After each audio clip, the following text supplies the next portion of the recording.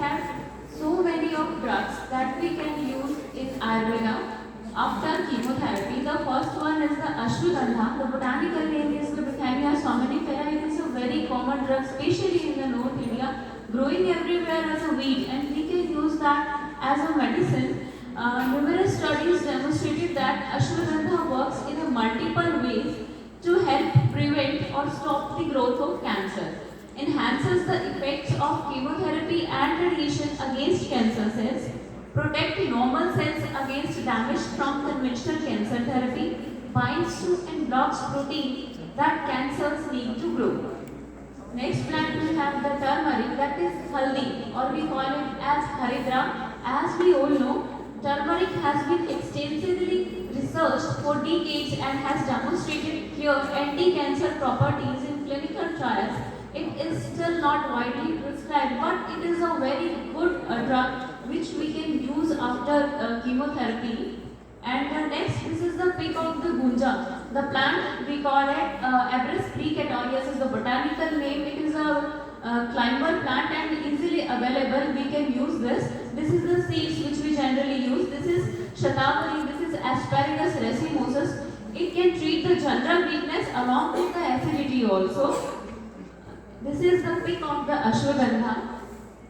And some more anti-cancer Ayurvedic herbs, that is Abrus precatorius leaf decoction we can use. The botanical name Allium sativum, that is rasun, that is lasun. In 2 to 5 gram extract we can use.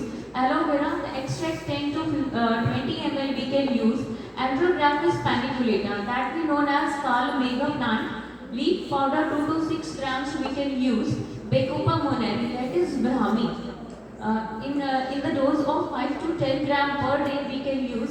As the sir told, like Moringa oleifera, that is shigru, we know as it as the shubhanjan. हम इसकी सब्जी भी बनाते हैं. It has so many of multivitamins and multi-minerals it has. That is the plant Moringa oleifera. Next is the Ocimum sanctum, that is the tulsi. Next is the Piper longum, that is peepli. And next is the Semicarpus anacardium, that is the bhallatak or bhilava we call.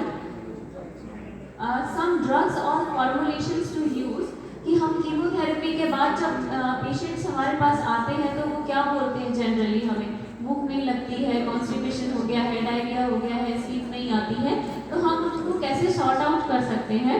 The few categorization is like this. If the patient comes with the diarrhea, we can give the bilk, amla or shankhavati. If the patient comes with the chief complaint of constipation, we can give the haritaki churan. In case of insomnia, Jatamansi Churan or Tagar tablet we can give.